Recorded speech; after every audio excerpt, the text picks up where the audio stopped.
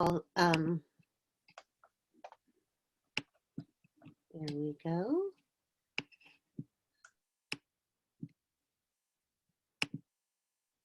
All righty, here we are. So thank you for joining us on an evening. It's always hard to know when the best time is to take in this kind of information. And so happy to have you here. If you are coming in and out, doing your dinner, tending to your family, that's fine. Again, as Rianne mentioned, it'll be recorded and you can access this information later. So hopefully something will go in that resonates with you and that you can walk away with and use tonight, maybe even at bedtime. So responding positively to challenging behaviors. There's a lot of information out there that supports what we can really do to help ourselves and help our children, help our students, if you're a teacher, to make their way and to feel good about walking through life. I'm going to speak specifically to conscious discipline, circle of security, and flip it. And what we'll learn tonight is just the tip of the iceberg. In other words, there is a lot more that we can learn and practice. But again, I'm hopeful that you're able to walk away with some tools tonight that work for you and your family. So again, I am Kimmer. Oh, okay.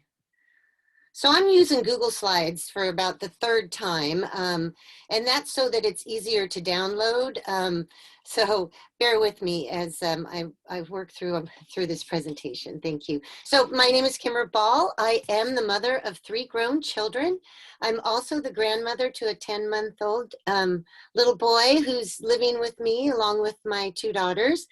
And so that's fabulous. I'm a teacher, I'm a coach, and I'm a professor. I was raised in Anchorage. I love to bird, kayak, and dance, and I am a lifelong learner. See if that does it for us. Okay, so conscious discipline, circle of security, and flip it. Starting with conscious discipline really combines an awareness of our brain states and where we or our significant other, child, student, where they are in their brains, and how to actively calm, to respond versus react to a challenging moment. Circle of security then supports adults to support our children or students to take risks and to become independent. And then flip it is a wonderful pattern of response to behavior that supports empathy and problem solving. So really supports then our children to learn to problem solve. So that's where we're going tonight. And we'll start with conscious discipline in the brain state model. So, and again, tonight I won't have time to really speak to a lot of the science or the theory or, you know, where all this information really comes from. All 3 of these pieces are research-based, and there is a lot more information out there, and we'll share those resources with you at the end. So just wanting to hit on the basics so that you can really glom onto something and take that away with you tonight. So we know that optimal learning states require our brain to really function at in an integrated state where all the parts of the brain are functioning and we're not stuck in one part of the brain. Oftentimes when we're seeing challenging behaviors, it's because we're stuck in one of the lower states, be it the survival state or the emotional state. And so I'm going to talk a little bit about what that looks like, what we might see in a person that's in their survival state or emotional state, and what they're seeking, Like, what can I do to help them move up into their executive state or their prefrontal lobes, where they then have access to a bunch of skills that as adults we really rely on. And they're able to problem solve and make choices.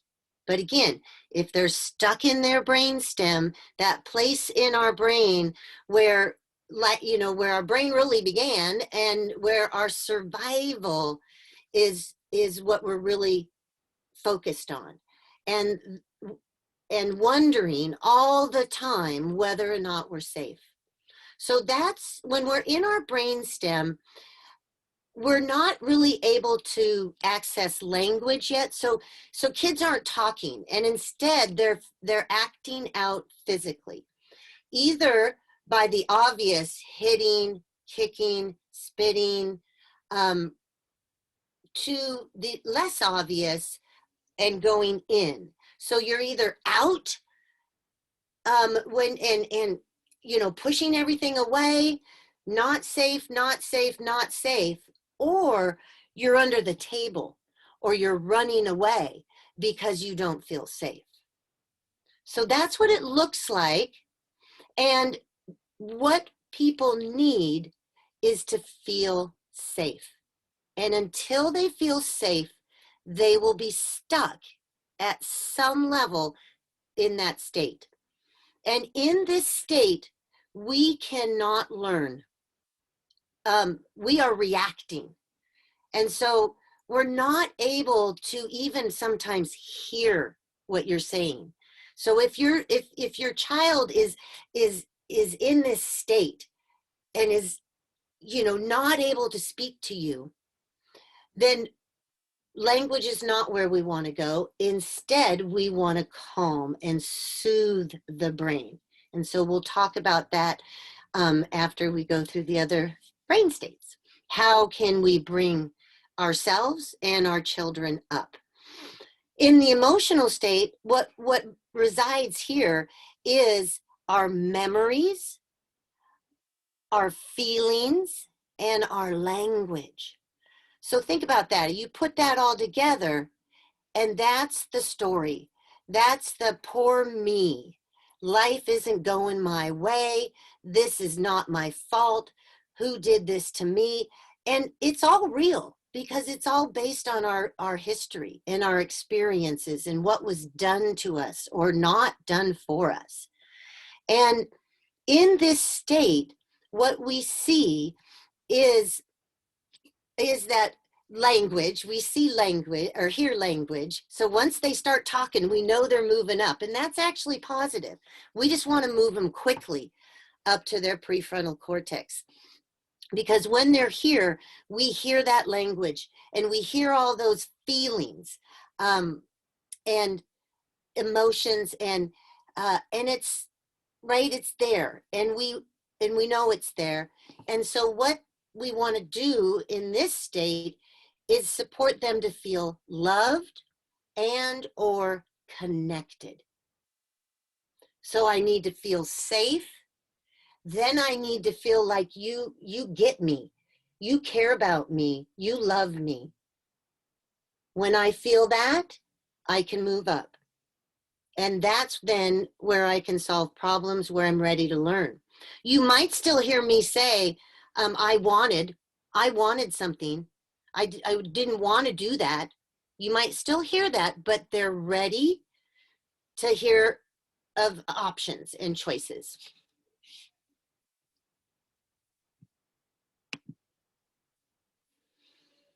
So what to do when we know that our children are in the lower parts of their brain, be it stuck way down or in that language place and feeling frustrated? We want to support them to actively calm.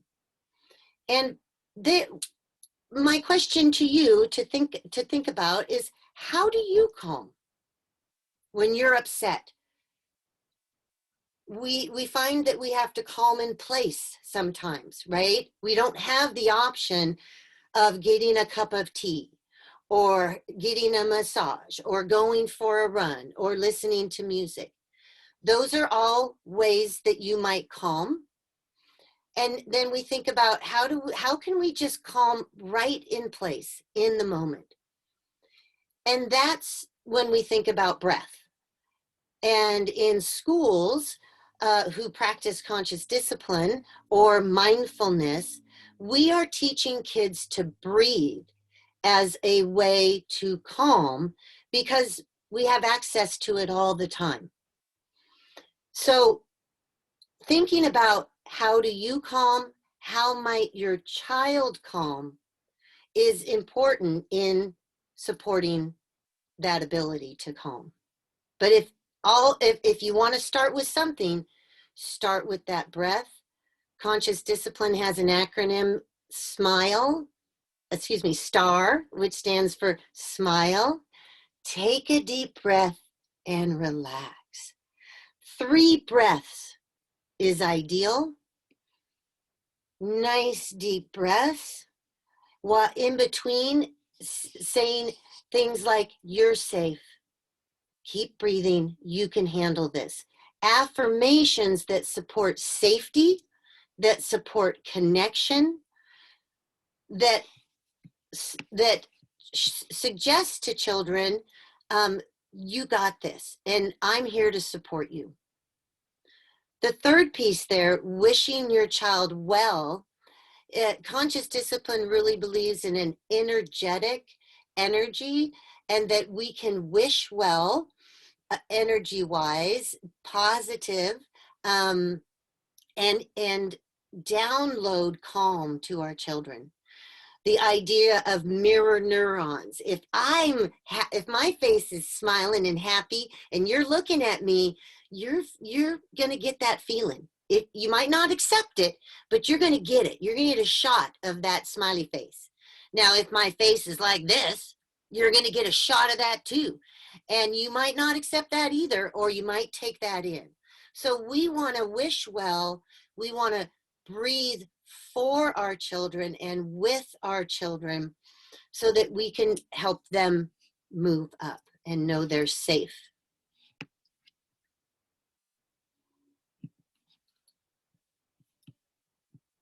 Anything in the chat so far?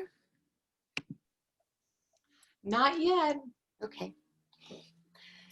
So there are lots of tools that conscious discipline has to support calming, lots of language to support staying in our executive state and being calm.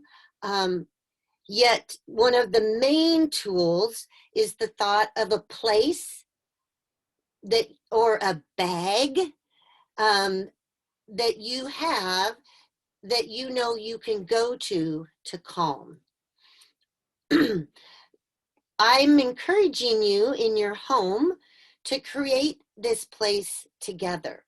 You and your 1 child, you and your 4 children, you and yourself, having this same place or your own place. Individual safe places, calm corners, quiet spots, whatever you want to call it.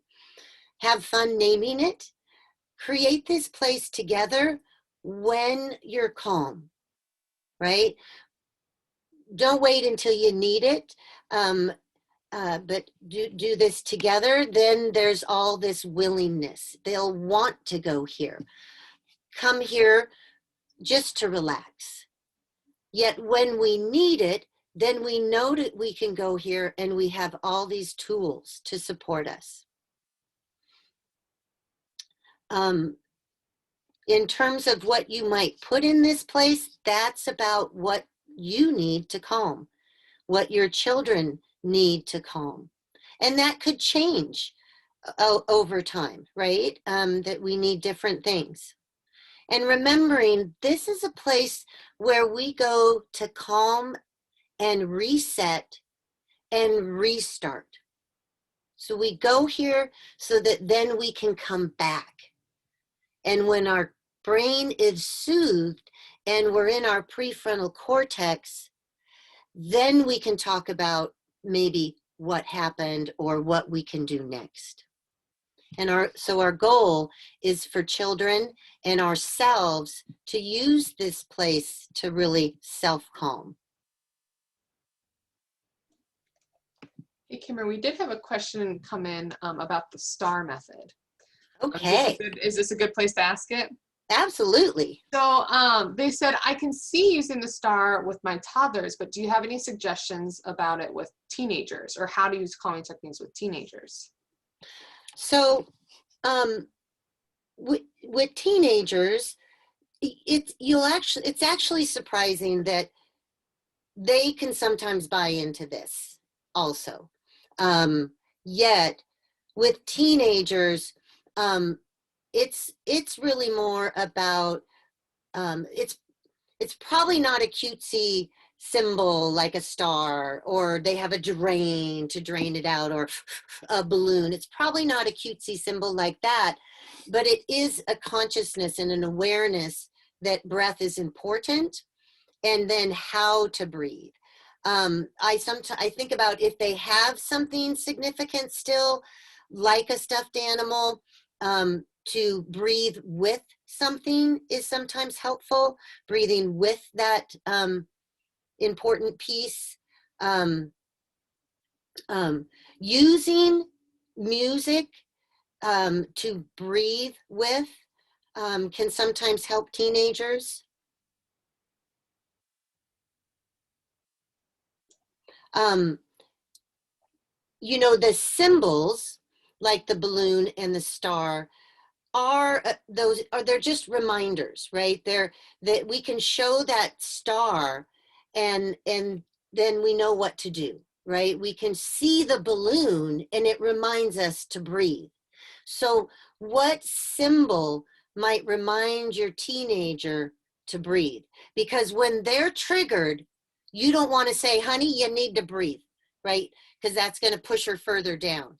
Instead, if we could show her or him that picture to just remind them, that won't trigger them as much, and that could be helpful.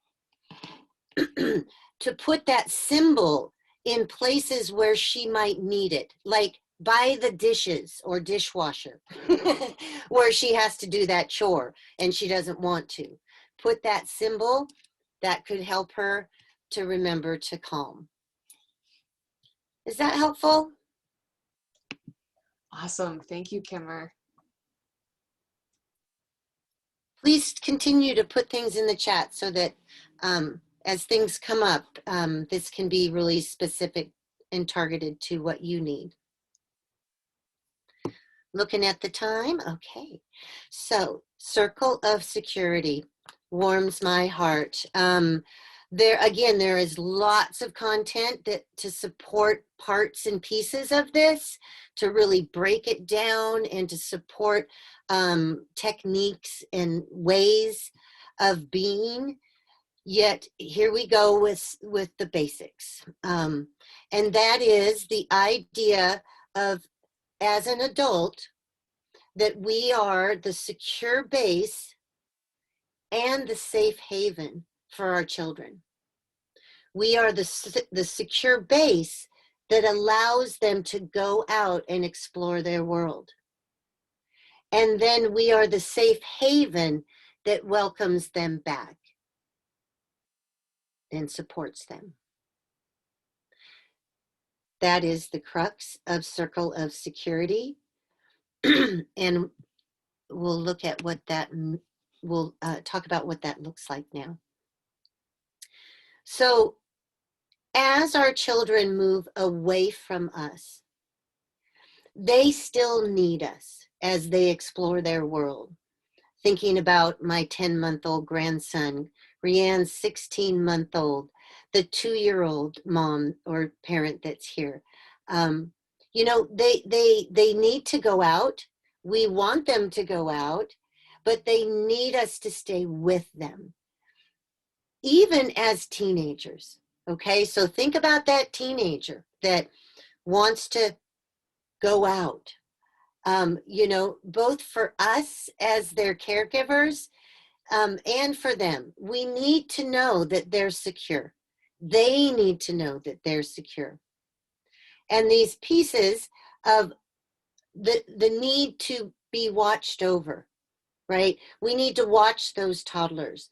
And sometimes we need to watch those teenagers.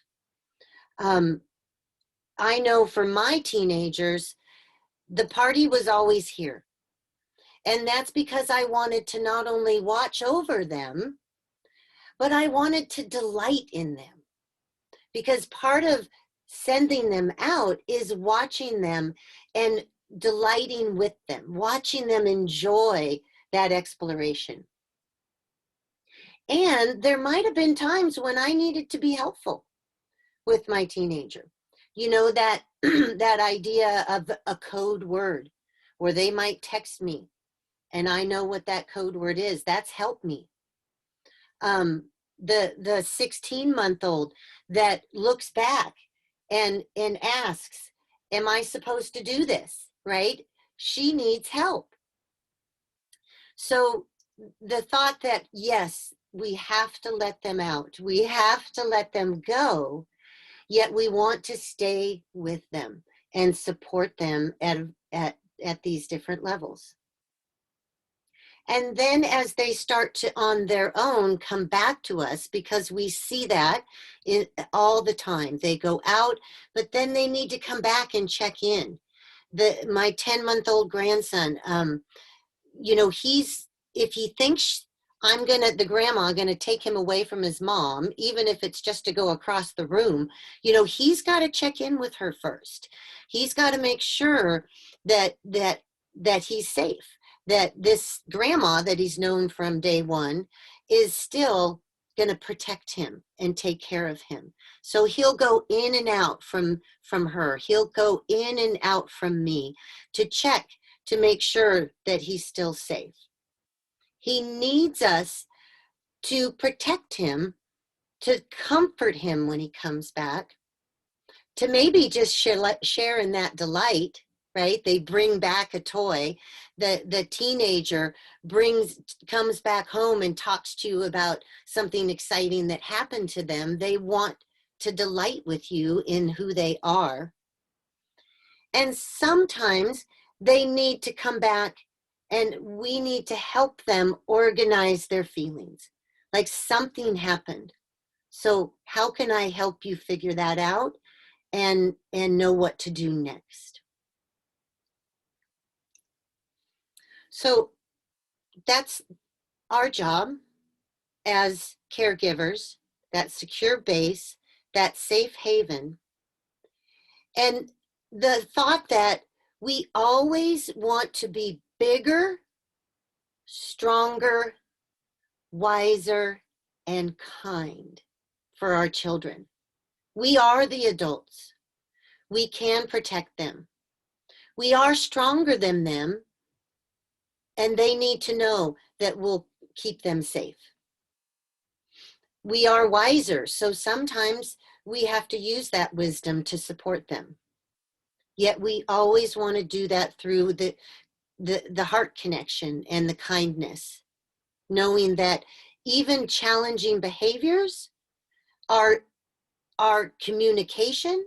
They're telling us something through this behavior, and most often they're needing something from us. They need our help. They need our adultness.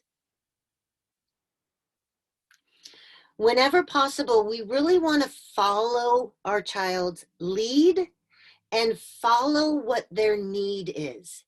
So that's then us needing to slow down and be present enough to hear them and to see them so that we know what they need and can be responsive. Yet whenever necessary, we do need to take charge. We do need to be assertive, not passive. Honey, can you clean your room today? Not aggressive. If you don't clean your room today, but matter of fact, assertive. You're going to clean your room today, and then So we do need to take charge when necessary. So that is circle of security. So again, a lot more information out there about being bigger, stronger, wiser, kind, and how to follow your child's lead and really tune in to what their needs are and what they're communicating.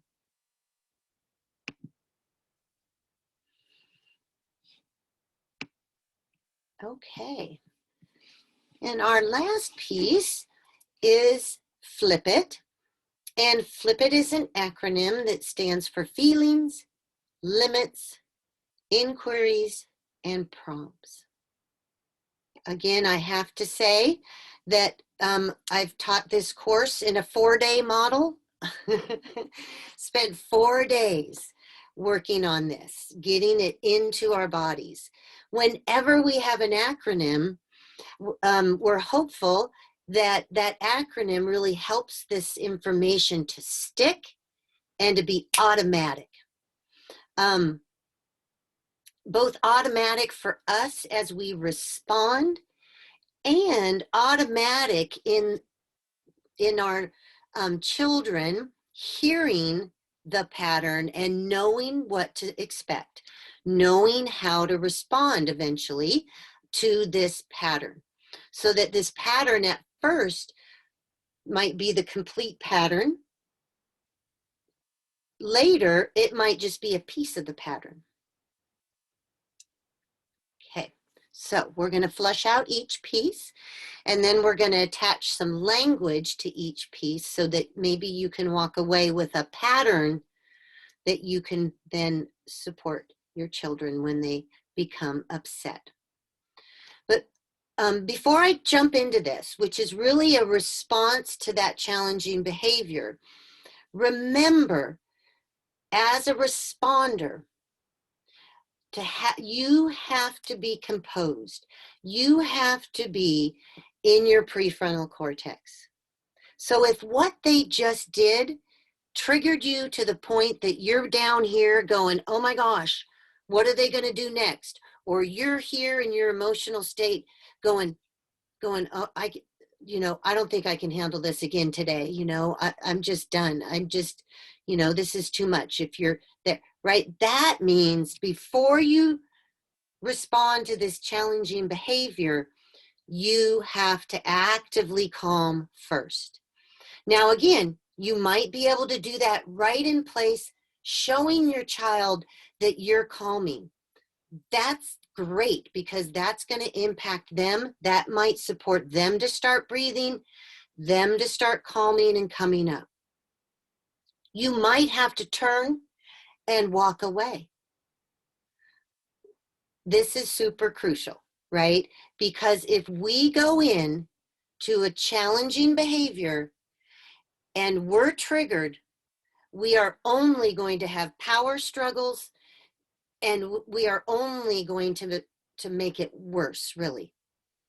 We might get them into their room with the door closed, and that might feel like a win, and it might very well be a win, but then we have to step back, right? And calm enough to come up so we can problem solve and figure it out and move forward. All of this is about moving forward. It's not about what happened. Something happened. If we ask what happened, we're going to get that story, 2 or 3 or 4 or 5, how many stories? And then I have to decide who's right and who's wrong. Takes too much time. It's too much judgment. It always makes somebody is a loser. So we just say, yeah, something happened. And you didn't like it. And you felt angry. Yeah. So now what? Okay. And we as adults, that's hard to do when we're triggered, right? We've got to be in this Zen state, which is calm. How do we know we're in our calm state, in our executive state? We know we're in our executive state when we're not bubbling and boiling or trying to run away, when we're not blaming others, but when we feel like, okay, I can handle this, then we're up. The more we breathe, the more our brain gets oxygen, the more access we're going to have to our brilliance, right? And to be able to do this next pattern. So I just wanted to reinforce that. And because maybe that is your go-to, right? Maybe that's your work, is yourself. And that's okay. That's super powerful. That if you can calm in front of them or before you engage them, you're going to win. Okay. All right. So flip it starts with a feeling statement, or in general, an acknowledgement. Yeah. Again, we put it into the context of feelings because that makes the pattern easier. But it could just be, yeah, something happened.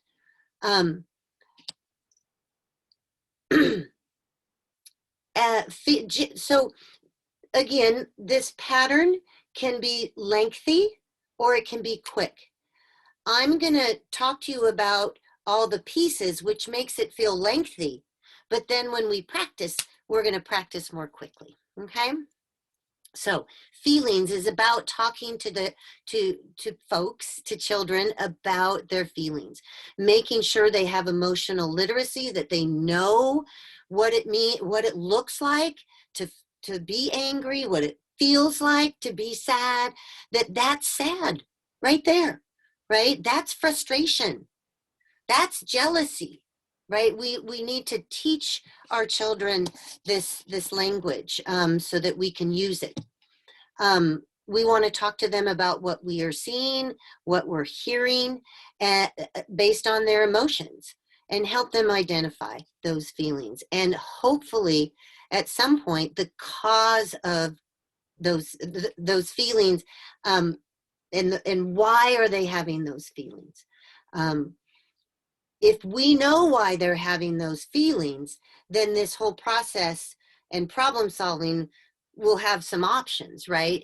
If we don't know why they're having these feelings and thus these behaviors, then we might have a little bit more work there to do once we get to the problem solving or choices. Okay. Yet we can do this feelings piece not knowing anything other than what's on their face. You seem upset. No, I'm not upset. Oh, okay. That acknowledgement is enough. That starts to soothe the brain.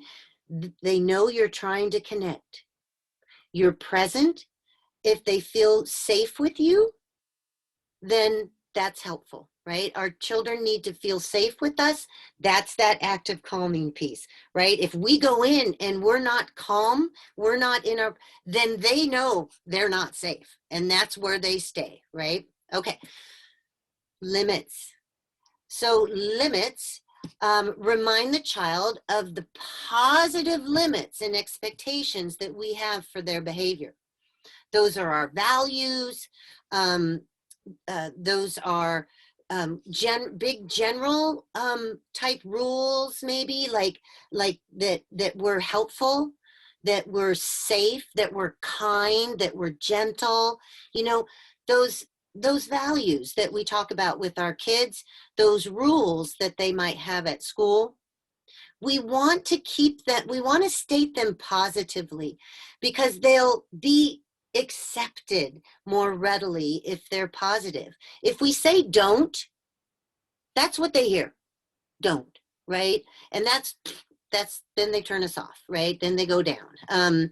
So setting those limits as a reminder, gentle reminder of this is how we operate, you know, this is what we do when we're feeling this way. That helps them feel safe. They feel the sense of trust is being built, and that sense of consistency. It can trigger them. Remember, in our house, we are kind, and we use kind words. Trigger, right? It could send them back down.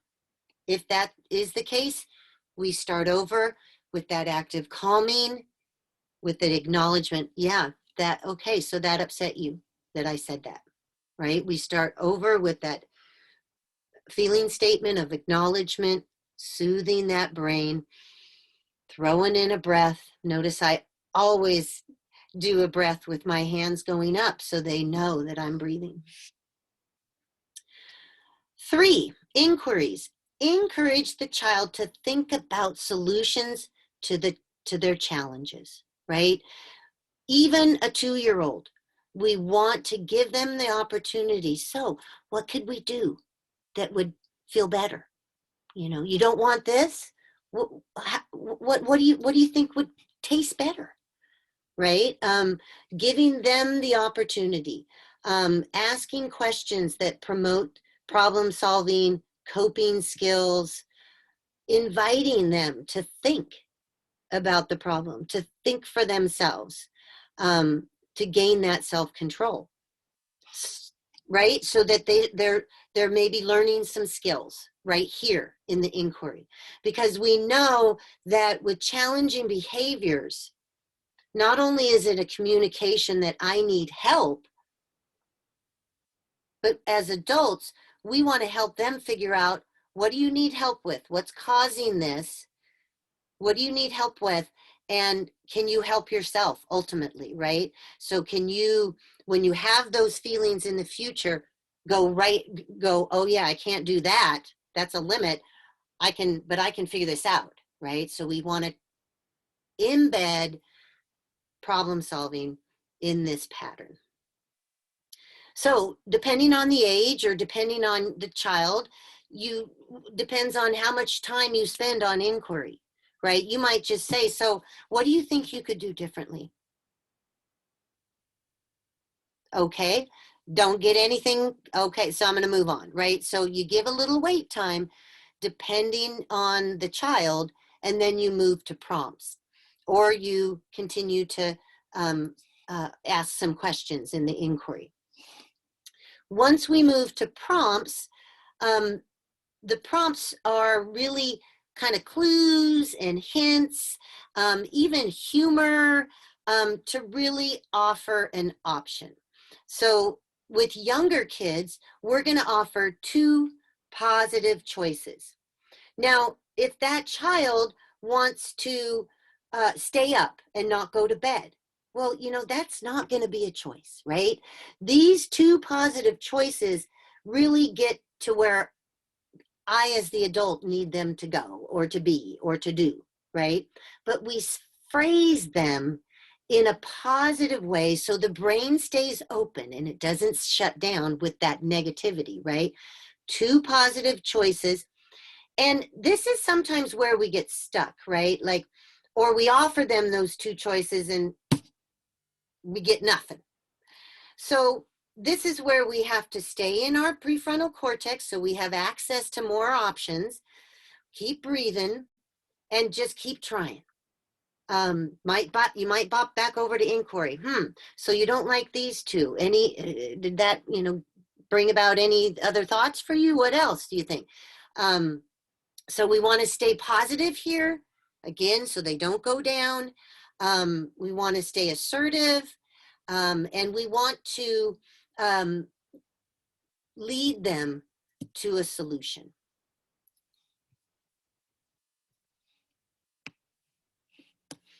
Okay. Looking at the time. Okay. So here we go. So we're going to go through all 4 pieces again and just add some language.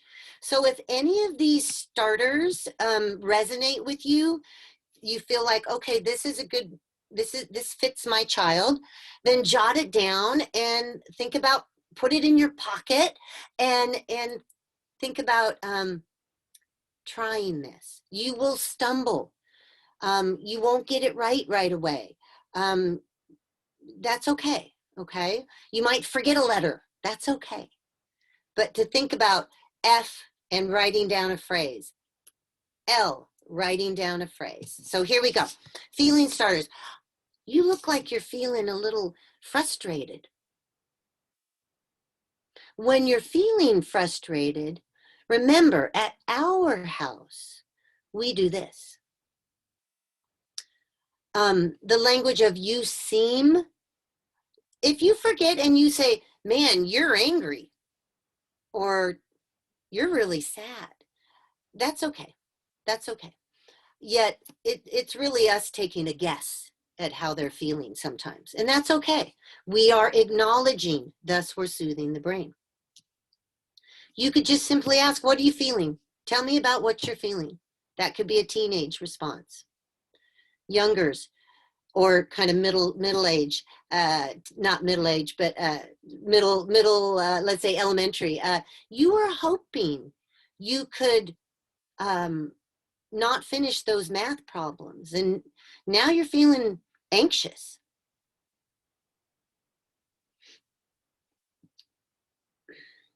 Remember, our rule here is that we finish our math problems before we go outside. You're feeling anxious, then you go on to inquiry, right? So again, notice the limits are stated positively.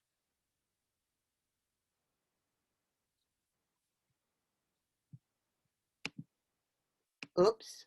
Oh, back. Okay. Show anyway. There we go.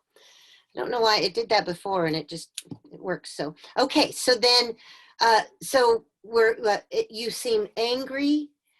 When you're feeling angry, we in our home, we're still kind. So what do you think you could do when you're angry?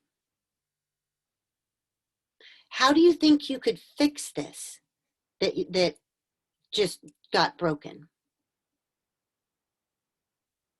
What could we do instead? What can we do to make this easier? Right? If you're frustrated or you're anxious because you're not going to get these math problems done, what do you think we could do that might make it easier? Or is there another way? So prompting those questions, or asking those questions. And then moving to prompts. So you seem really frustrated. You're not wanting to do your math, or you don't feel like you're going to get it done. Remember, we've got to finish our math before we go out to recess, or before we get what we want. We have to do our math. So what do you think? How could we make this easier? Give that pause. How about if you take your math problems and you add some manipulatives to it? Or what if I helped you do two of the four? I'll sit with you and help you. It's always helpful to stay with them, to not a feeling of, okay, we're going to fix this and I'm out of here. But there's sometimes where we really need to be with them and stay with them as a solution to their problem. You wanted to keep playing. You're angry because we're asking you to stop playing now. Remember, it's almost time for lunch and we have to clean up. That's our limit. What do you think you could do? What would make it easier for you to clean up right now? Okay, you could use this basket and collect all the cars in the basket, or I could help you. What's best for you? I'm using an example of I could help you because that's one of the easiest choices, right? You can do this on your own, or I can help you. But remember, it has to be, you can do this on your own, or I can help you, versus, you can go do that on your own. I've taught you that already. Or, did you want me to help you? I don't think so. So get busy.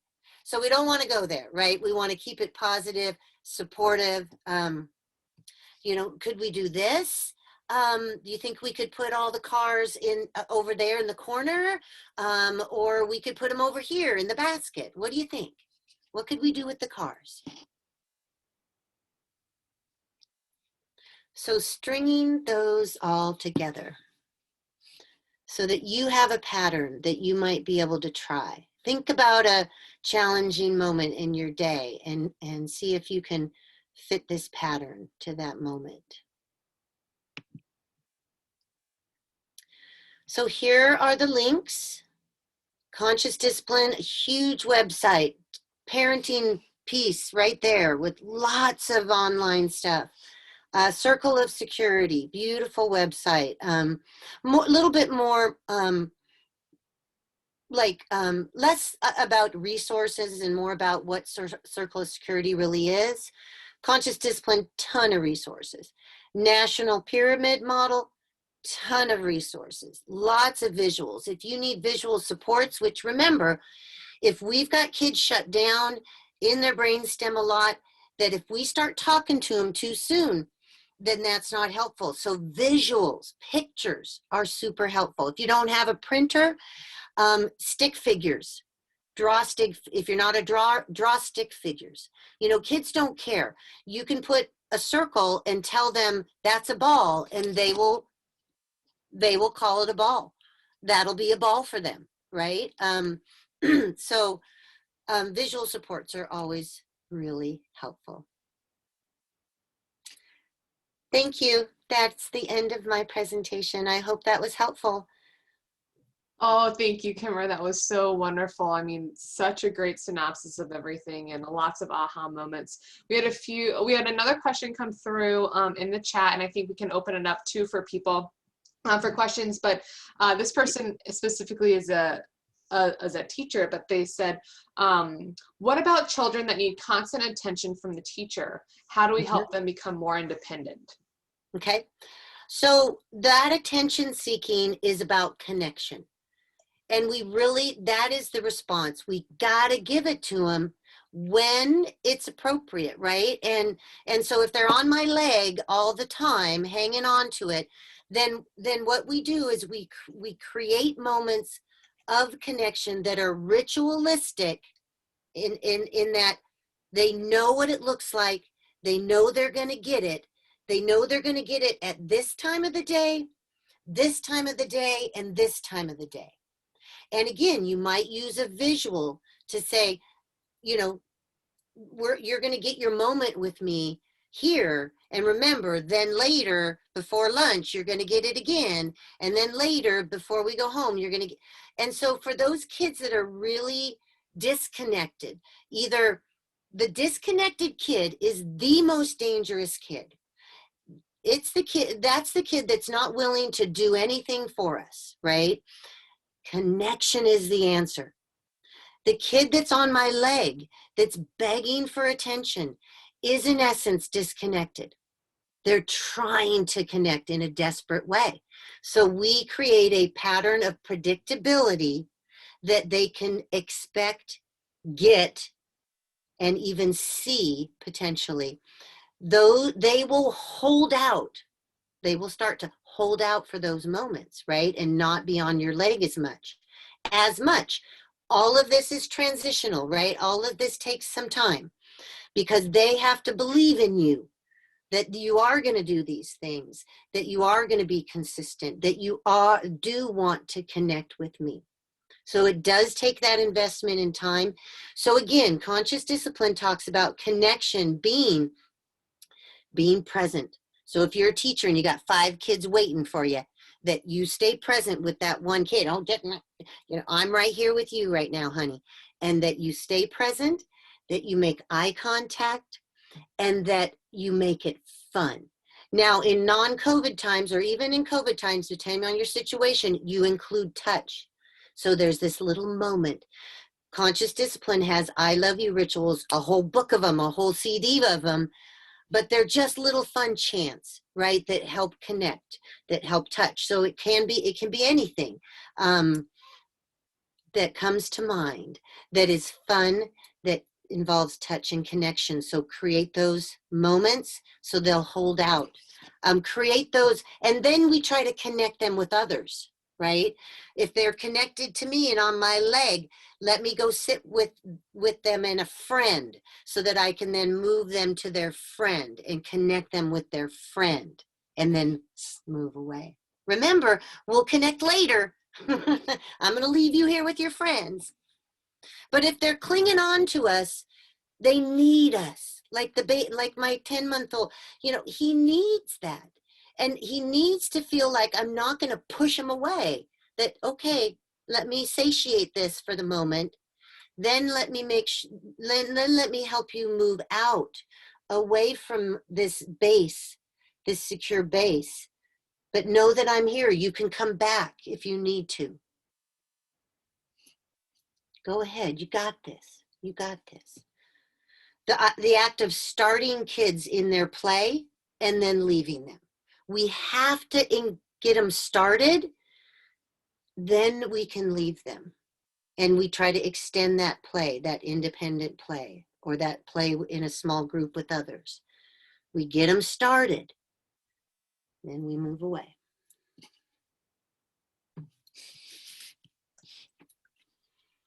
That was awesome. I think you definitely answered their question, which is great. We had lots of comments coming in just for appreciation, Kimmer. People sharing that they're excited to use this information with their grandkids who are 5 and 8, thinking about their classrooms. Circle Security got a big woohoo. So definitely, if there's any other comments or questions, feel free. We'll give you the next couple minutes to put into the chat box, or feel free to unmute and ask away if you have any other questions. I'm going to be sending out an email tomorrow to everybody with Kimmer's contact information. She's given that to be able to connect with her, which is wonderful and super helpful, as well as the resources that she shared with us tonight. So we'll be able to share that with you guys so that you can do your own kind of deep dive into conscious discipline and Circle Security and the pyramid model, which it really is amazing with all those incredible resources. We have our next parent talk coming up on March 11th, which is really exciting. It's actually on cyberbullying. And so we have a representative from STAR who's coming to speak to us about this on how to support and prevent cyberbullying, which is really exciting. So that will open up on Tuesday, the 16th, the registration for that. But if there's not any more questions, we can wrap up for the evening. And again, you'll be getting an email for tomorrow. So thank you so very, very much, Kimmer. Again, Leanne, do you mind stopping the recording just in case somebody wants to unmute? Sure, yes, I will stop. Okay, cool.